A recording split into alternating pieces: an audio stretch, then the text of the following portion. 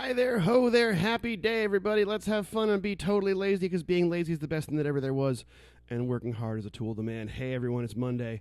It's Monday, James. How's it going, everybody? It's June the 16th. It's Monday, James, here to do the weekly check-in. How's everybody doing today? We got a bunch of big news. Well, we got a bunch of thoughts on the news, I guess.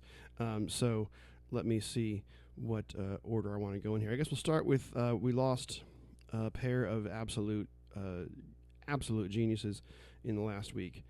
Sly Stone and Brian Wilson both passed away last week.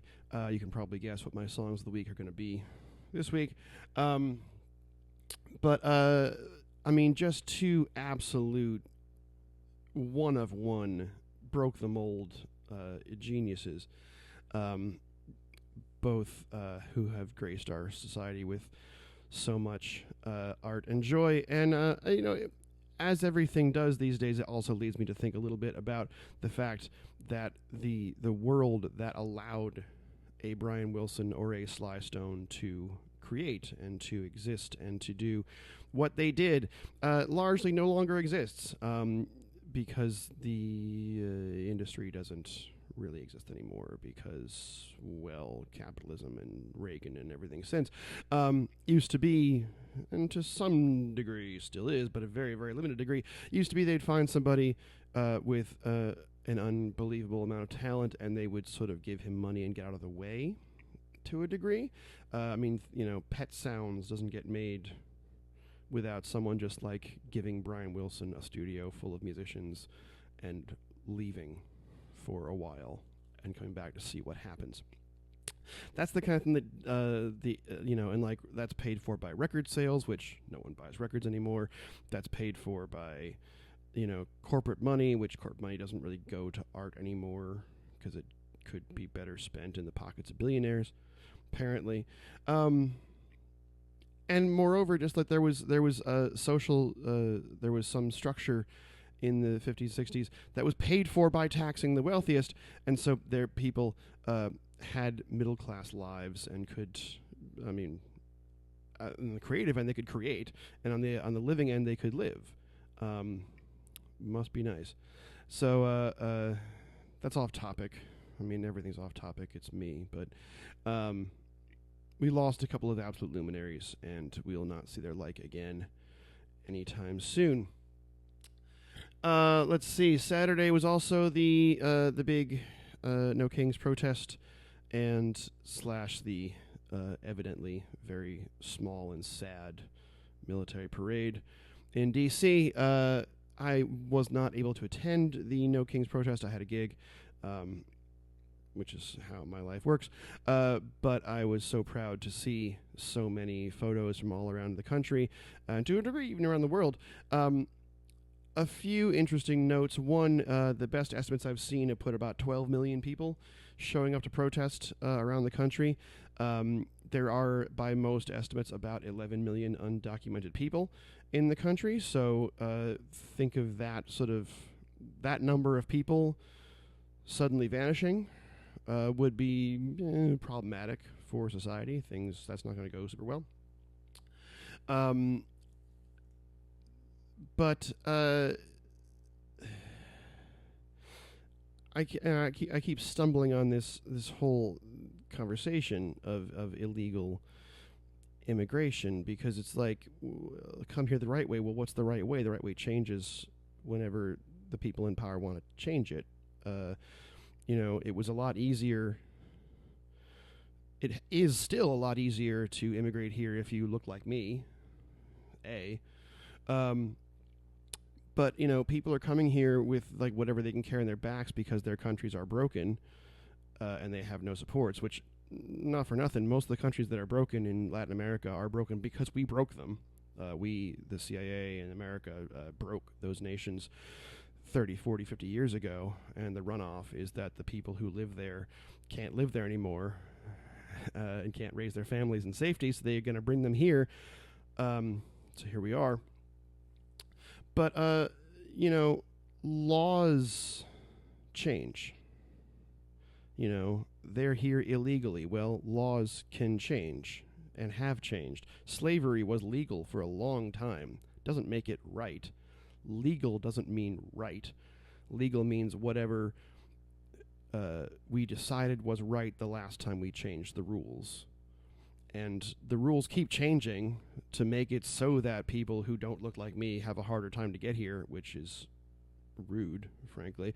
But rules can change. Laws can change. Laws should change. If you wish to come here and work to provide a better life for your family, that's kind of the whole fucking point of this country, right? That's bring us your tired, your poor, your huddled masses yearning to breathe free. Like, that's the whole fucking point. That's what we came here to do. And to steal the land from the Native Americans so that we could have space for ourselves, who look like me, to come and do this thing. So, and we did so to avoid having a king, hence the no kings part.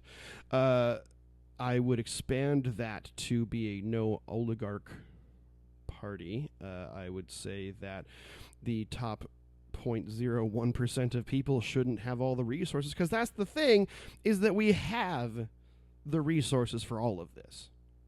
They exist. The money exists. The food exists. The housing exists. Everything that we need to house 12 million undocumented people, 11 million, to way more than that. It all exists. It all is already here. We have it. We could feed the world. We could keep the world in a living state of functionality. Those resources exist. And the reason that we don't do any of it, and the reason that our society is so fucking broken, is because like 20 people have all the resources.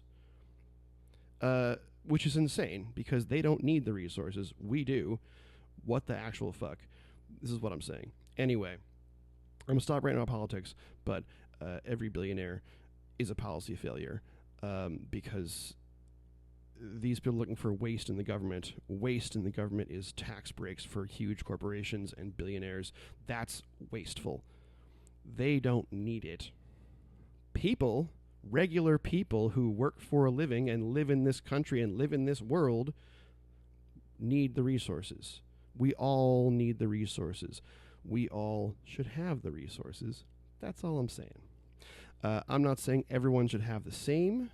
I'm saying everyone should have enough, because there is enough for everyone if the 10 or 15 or 20 fucking dragons stop sitting on their mountains of gold and just have like more money than I'll ever see in my life still, but in the like hundreds of millions of dollars range instead of the hundreds of billions of dollars range.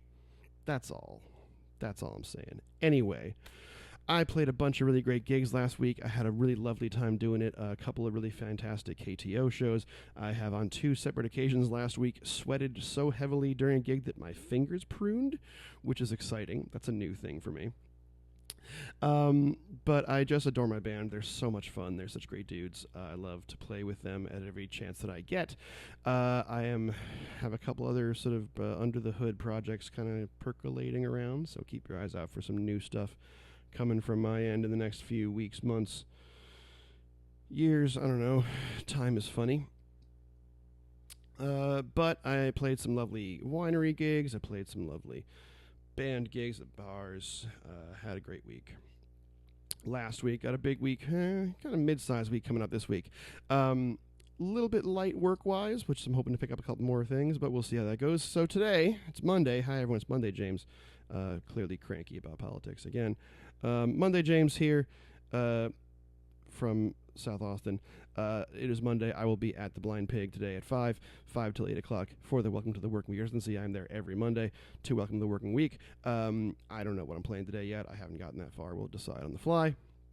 But that's really fun. I get to do kind of anything I want, which is really nice. So I can play some really kind of deep cuts and interesting themes. If I feel like doing themes, or just kind of scroll around and see what I haven't played for a while, I get to dig into my catalog, which is pretty deep, and I don't use a lot of it a lot of the time. So that's always fun. It's a nice little obscurity fest sometimes, and sometimes it's all big hits. I don't know. It just depends on the day. Friday, I've got a private gig in the afternoon, and then I will be at Mutts Cantina up near Cedar Park in the evening, 7 till 9. Now, if you are a dog-type person, I should say a dog-owning type person, a person who has a dog, Mutts Cantina is a great, I have not been yet, but I'm looking forward to it. It's a great little dog park. It's a dog park, it's a bar. There's splash pads and stuff for the kids to jump into. The kids, I mean the dogs. I think it's 21 plus, but don't quote me on that. I'll look into it. But regardless, if you have been like, man, I really want to go see some live music, especially I want to go support Monday James or Friday James, as the case may be. But I have this dog. I never get to take the dog with me. Now you can take the dog with you. So come on up to Mutts Cantina on Friday night, 7 o'clock till 9 o'clock. Saturday afternoon, be heading up to the Flat Creek Winery, Flat Creek Estate Winery, up near Marble Falls with Ben Harrison. We're going to do the Haitches thing, sing some harmonies. Love to sing some harmonies up in Marble Falls. We play it there here and there. It's a really great space to be. Very, very beautiful. Love it very much. And Saturday night, later in the southwest Austin area, Kathleen Turner Overdrive will be taking on Boomerz with a Z, Boomerz Bar, at 10 o'clock on Saturday night. We haven't done a late night bar gig for a while. Should be a hoot and a holler. That could get a little bit little loud. Should be fun. So anyway, what was I saying today? Welcome to the working week at the Blind Pig. Friday, Mutts Cantina. Bring your dog. Come hang out and party. I might even bring my dog, who I don't usually bring to shows because she's stubborn, but I may bring her this time. Saturday, Flat Creek Estate with the Haitches singing harmonies, and then Saturday night, Boomerz Pub with Kathleen Turner Overdrive.